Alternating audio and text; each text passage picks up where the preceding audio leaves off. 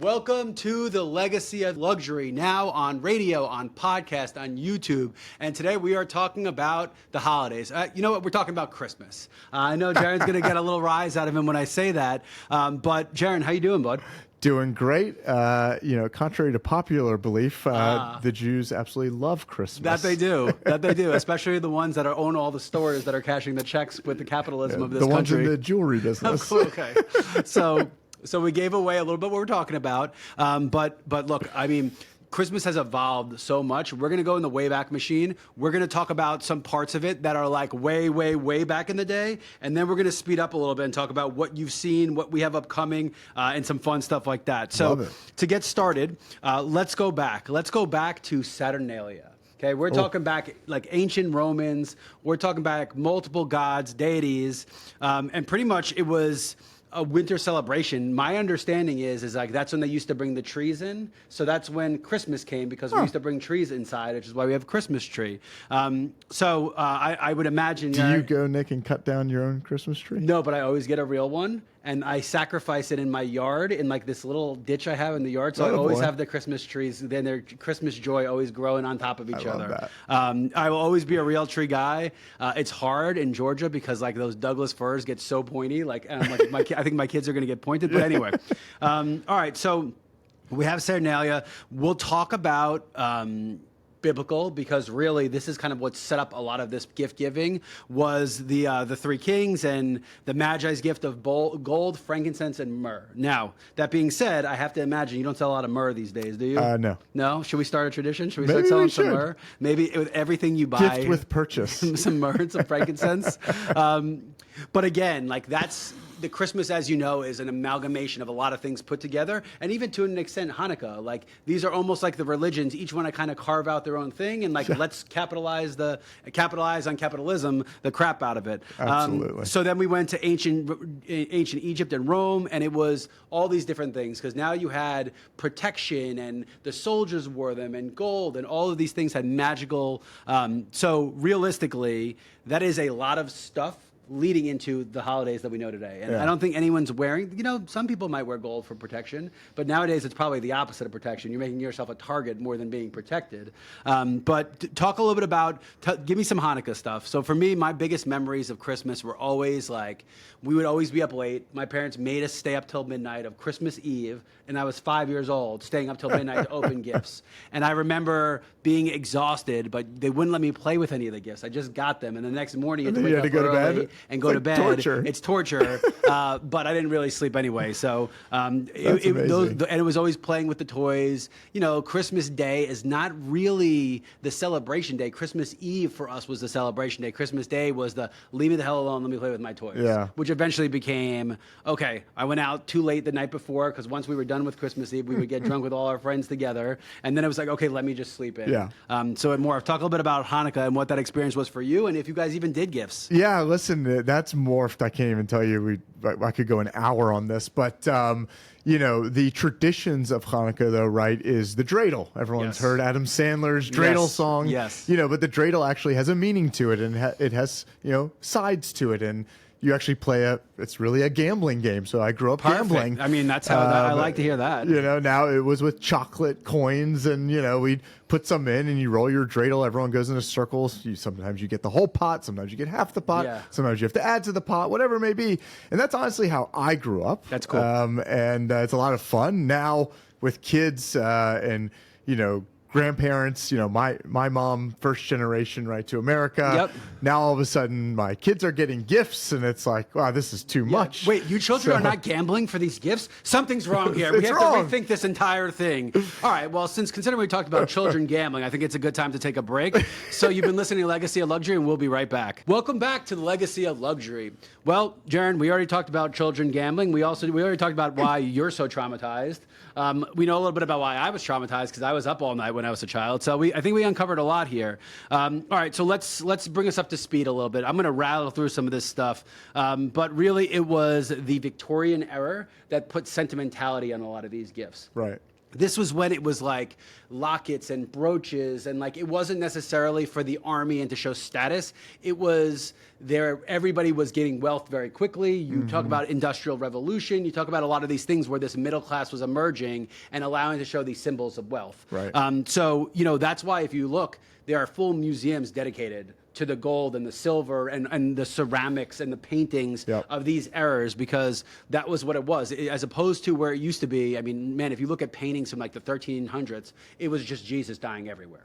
Like if you look in Venice or you look in Siena, it is literally just how many ways can we show pictures of Jesus dying? And then as we go into the medieval times, it started being, they discovered these ancient writings, and we started seeing more like vibrant, lively, big paintings that kind of were more of a celebration.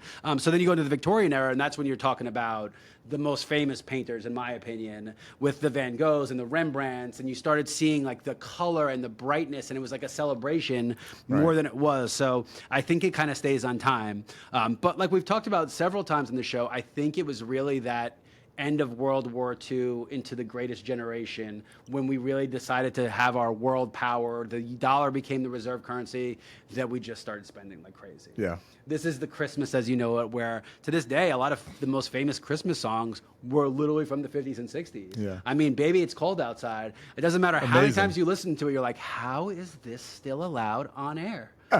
Like, just have another drink, my dear. Like, yeah, okay. I mean, anyway, I'm not saying that I had to plan a couple of times around those holidays, but so it's timeless, baby. It's timeless. And on that note, talk a little bit about jewelry and in the 50s. Talk a little bit about, I have to imagine the stones weren't as big, but there was still that feature of that special, I don't want to say a dowry, but like it was almost like that special. So talk about a little bit as much as you know about that time. Yeah. And then that'll bring us through the 60s, 70s, and we'll kind of go decade from there. Yeah, and I would say, for a lot of listeners out there, they've heard of a brooch, right? Yep. So, the old on the shirt brooch that your, grandmother, great grandmother wore. And that was this kind of time frame, again, to kind of show off, your pieces of jewelry, but it wasn't being done in like the necklace or wrist way, right? The brooch was kind of the thing to show off the status and to show off what you had. And so we see a lot of that. It was a very conservative time. Yeah. So like people wearing head to toe in suits. It was a very conservative You're time. not having this low cut, V-neck where you have this beautiful Diamond Riviera tennis necklace. Like that was not happening in this time frame. So you have to kind of show it off in different ways. And the brooch was one of them.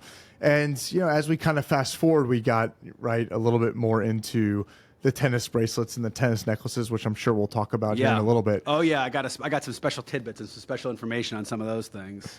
But that's what we were looking at in the 50s, and it really evolved. But I mean, that was your time where Christmas became a really big holiday, and people started celebrating it from a commercial standpoint. Yeah, and it does mention here that, like, let's not forget, like, the World War I, World War II, as much as impact we had, the world was pretty effed up. Yeah. Like, it was not a great place. So it says that a lot of people wore brooches because it was a symbol of hope and reliance, and it was to lift spirits during uncertain times. So as much as it is a show off, I have to imagine that it's also like a, symbol, even a symbol of it, which is, again, probably one of the lasting reasons jewelry has gone so long. If you can be a symbol of wealth and status, but also hope, like, that's crazy. And I don't think this is not capitalism yet. No. This kind of naturally happened. There wasn't some mastermind sitting in the back going like this. No, this is still Great Depression mindset, right? For sure. I mean, no waste and nothing like that. So it's not a bunch of gifts under the tree at this point in time. Yeah. So let's get to that part. So now we're evolving, and now all of a sudden we have all these gifts underneath the tree, and now we're talking about things like pendants and snowflake pendants and all these things that were festive around the holidays. I mean, gold, tinsel. If you look at Christmas trees, a lot of them have those colors and those things. So you started incorporating gold into the actual holiday itself, which is just another way to just make a ton of money. Yeah. So I think this is about the time where it really, really, really kicked off. And it mentioned some things like Swarovski is a great example, right? Those crystal plates. Yeah. You had that china. I mean, to this day, I still have my china from my wedding that I've never even opened. Like, it just doesn't happen anymore. But did you have a china closet ever? Oh, my parents had one, absolutely. You know what Never I mean? saw it. It was like dusty. Like, you're like, oh no, I have to clean all these down beforehand. But that was the time where I think it really started. And like, look, this is not today's where my kids have 64,000 toys. And like, Yeah. even if I tell them get rid of 2 to get 1, they still somehow grow their collection of toys. Yeah. This is when a kid would get 1 toy and it was like a little bear, and there was no Amazon. There weren't even really toy stores. It was little hobby shops and stuff like that. No, and listen, you again, we're not obviously a Christmas family, but as far as just going out and shopping and doing it, it was special. Now it's Well, so the season easy. freaking starts tomorrow with Prime Day. I know. I mean, we start in October. That's I mean, right. It's been Halloween since August 30th. How are we going to... I don't understand. They take all the fun out of it. And the poor kids, I know that they enjoy the season, but the day has completely lost its value, which is so sad. Yeah, it I really agree. is. So talk a little bit about... So you have been in the business now for... several years, decade. Like, talk about some of the evolution you've seen. Talk about the things that were really trendy. And you know, probably the holiday had its own set. Clothing is different. You're wearing different things. But talk a little bit about the evolution of what you've seen. And then I'm going to throw out some fun facts that I have here. Oh, it talks about Orthodox Christmas, so we can talk about my Greek Orthodoxy too. We're going to cover everything here. Now we're really getting I got to go into it. find something about. We're going to go all through it. I'm going to find something about every single individual holiday also. Yeah, well, be careful. Kwanzaa. If your wife is listening, then this is a test for you. That's true. Well, I'm going to still find something about Kwanzaa. No, I mean, listen, Christmas is really interesting in terms of the actual items that we sell that we don't sell throughout the year. And that's been a fun evolution to see. But your basics are always selling, right? Your diamond tennis bracelets, your hoops, your pendants, all that good stuff. But we see a lot more color. Yeah. Sapphire, ruby, emerald over the holidays. Yellow diamond has definitely been in the past 3 years a much bigger segment of our Christmas sales. Don't ask me why. I don't have a reason for that. Yeah, look, I think part it's of special. Yeah, that's exactly it. What we were talking about, how it's become so homogenized and like everyone gets a million toys. Well, you know what people don't get? Yellow diamonds. Yeah. But what happens is one person tells her friend, and then they tell her friend, and then one celebrity wears it, and it starts being yellow. So yeah. What else have you seen? Just as far as like, again, is it the same thing that people are buying now, or has it changed in a decade? It's funny. What I call diamond basics, right? The tennis bracelet is a diamond basic that should be in everyone's jewelry box. They'll wear it every day. They'll enjoy it every day. The guy's not taking any risk. No girl's going to say, oh, well, I don't like this diamond tennis bracelet. Yeah. If they do, guys, Run. But the fashion has changed a lot. So for some of the listeners out there, especially the females, the paperclip bracelet, the paperclip necklace has been incredible the last 3 years. Yeah. Now you're getting into more gold beaded bracelets and things of that nature. Plain gold has come back. Yeah, which is ironic, right? It's more expensive than it's ever been, and it's coming back. And so like, maybe you that's just can't one of the control these reasons, trends. Maybe, you know? maybe. It's special. I mean, somebody out there, if you're out there and you're wearing a plain gold diamond hoop right now, you're wearing some good stuff. You're wearing luxury, baby. Yeah, okay, now we're talking. I like it. Because gold, as we're recording this episode, you're talking about $4,000 an ounce. Dude, I just dropped off. I have a 2-tone Tag Gran Carrera watch, and I just dropped it off to be polished. And I was looking at it, and I go, I wonder how much these links are worth. Every other link is solid gold. It's 18 karat gold. I'm like, what are these worth? I was thinking about it. I'm like, let me melt this down. More than the watch. I'll get her a birthday present. I'll melt it down on her birthday present right there. More than the watch. It's crazy. So that's the kind of stuff that we've seen over the years. We've seen a lot of stuff stay the same. But as far as I would say the $2,500 and under, all the way to $200 price point really does change. With every season, we see a little bit different. And right now we're seeing, that kind of petite gold look. Yeah, probably because it's so expensive. So they're putting less into it. And again, like, it still holds up well, right? Any metal when it's thin is going to be, but you still have a piece that can be fixed easily. There's still a lot going for it. For sure. Yeah, and I think it makes sense. Now, do they buy for like the upcoming season? Like, are they buying? Because you know how the way sales work, like, we're already done with winter, man. Like, it's still 80 degrees out here, but the way the seasons work, you're trying to be 2 months ahead. So are they like buying aspirationally for spring? Are they buying stuff for the long winter? Like, what are they buying for? Yeah. No, I think the consumer's more in the now. The long term is honestly for the jeweler or the retailer, whatever line of retail you're in. It's for us to kind of figure out, okay, what is February, right? What is next summer? Right. What does that look like, and try to be ahead of it. But manage inventory. The consumers, all those things. in the now. I mean, Nick, are you planning for your wife a gift for 6 months' time? No, I'm not. I am not. But I will say that it is a little wonky because, like, look, New York made all of this stuff, right? This is all because of New York. But in New York, in December, it's freezing cold. Here, December's like the nicest month. Yeah. It's like 70 degrees every day. So seasonality changes. I'm going to hit a couple of these fun facts, and I'm going to kick it back to you to close us out. Sure. So in ancient Rome, pearls were so valuable that a single earring could fund an entire military campaign. Woo. Is that not crazy to think about? And we're not talking about culture pearls. We didn't have that technology yet. But isn't that pretty crazy to think about? That is. And then the term tennis bracelet was coined when tennis star Chris Evert lost hers during a match, prompting a pause in play to find it, proof that jewelry can make headlines. That was unbelievable. Cool, right? I knew it was associated with tennis, but I didn't know it was like that much. And then the last one, Greek Orthodox, and this is something I grew up with. You celebrate the 12 days of Christmas, which is actually after Christmas to end on the Epiphany, and you have a secondary set of presents on the Epiphany. So that's usually a little religious kind of thing. So that's where the crosses or the horns or like the very Guido-y, Greeky things came into play. So those are my fun facts. Atta boy, Nick. Well, you got bonus points there from the church. There you go. You've been listening to The Legacy of Luxury. We'll be back. Welcome back to The Legacy of Luxury. Nick Constantino and Jaron Solomon here with you, and we are talking Christmas. We're talking Hanukkah. We're talking whatever gets me a sale in the holiday times. At least he's honest.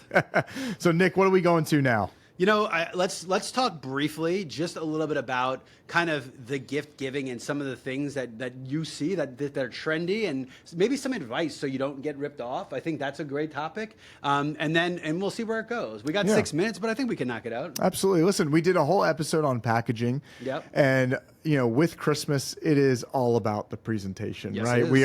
We are getting ready. We are gift giving here, okay? And it is as much about what's inside the box as the box and the wrapping itself. So my number one advice to everyone out there, men, women, children, especially the children, if you're able to wrap your own gift and give it to your parent, major brownie points for the young kids out there. But can I give one on that note? Because I think this is really important, because I made this mistake before.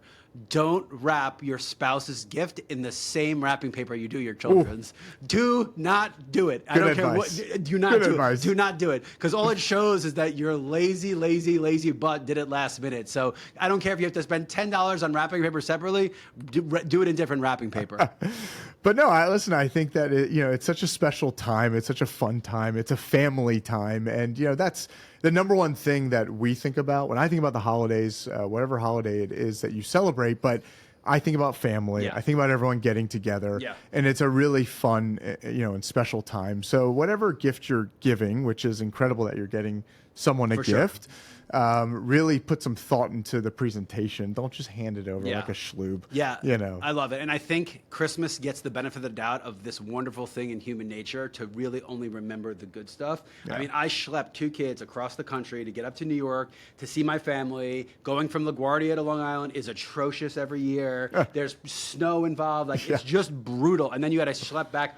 Even though you told everybody, don't freaking buy big presents. They got to buy the kids a Hot Wheels racing set that's this big, not thinking of how we're going to get it back. But that's not what you remember. You remember that it's Christmas, and you remember breaking bread and the food that you make. So I agree with you. I think if I had to give one advice to people listening, I'm not saying get your shopping out of the way early, because that's not fun. But I'm saying don't get lost in the shopping. Right? Shop, because it's a part of the gift giving. A really good present, because one of the things about having everybody open them at the same time is if you know your family members, you know when you gave a good present. The feeling of giving a good present is so much more powerful than the feeling of receiving a good present. Are you kidding, Nick? We were somewhere the other day, and I saw something that I knew my wife would love. I just knew it. Yeah, you told me. The jacket, right? The jacket. And I was like, I got to have it. And I took it home. I couldn't wait to give it to her. And, she just loved it. And I was like, yes, this is so. There's nothing better than giving a great gift. And that does take, especially I didn't have a moment or an occasion for it. I just happened to stumble upon it. Well, that's what I'd be looking out for, right? This holiday season, right? Like you said, don't shop early just to shop early.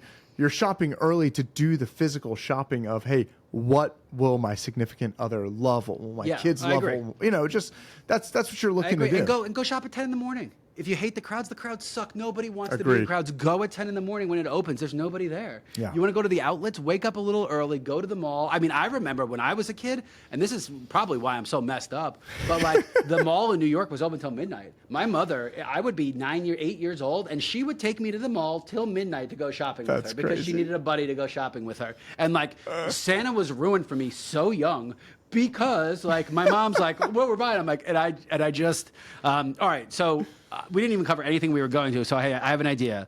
Let's make this a two-parter, and let's do another episode on gift guides because I think we're revved up in the right mode about talking about things. But I think there's also a lot of scams and stuff you have to watch out for. So I think we do kind of an impromptu gift guide. We just keep going, we record, and we air them back to back. What do you think about that? I think that is much necessary information for everyone out there because it's tough when you get blinded by all this, buy it now, discount now, all of this kind of stuff.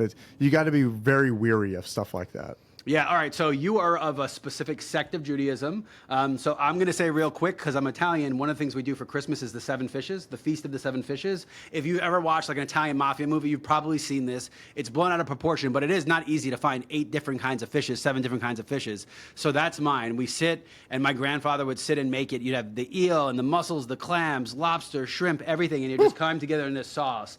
And like, I hated it. Until I was like, oh my God, this is like the most delicious thing I've ever tasted in my life. So what about you? Anything specifically for you guys? What are the traditions around food and kind of that day and those 8 days or the final of the 8 days? Yeah, listen, the homemade potato latkes are, when they are truly made with love. And I would say that is my favorite part about Hanukkah and getting everyone together and lighting the candles. And, it's good fun. And it is a lot. Yeah. Every night You over gotta eat and those over and over latkes hot, again. man. But, those things right out of the thing. You can't let those things sit around and wait. They get a little mushy. You got to eat that hot. Yeah. So it's a lot of fun, and the family really enjoys it, and the kids they love it. They would love it without the gifts, to be honest with you. It's a good time and a lot of fun and songs and dancing, and we have a good time. Yeah, love it. All right, so make sure you join us next week for the second part of this, where we're going to talk about our gift guide. Make sure you don't get screwed while you're shopping, and make sure you buy the best stuff, hopefully from us. You've been listening to Legacy of Luxury, and we'll catch you next week.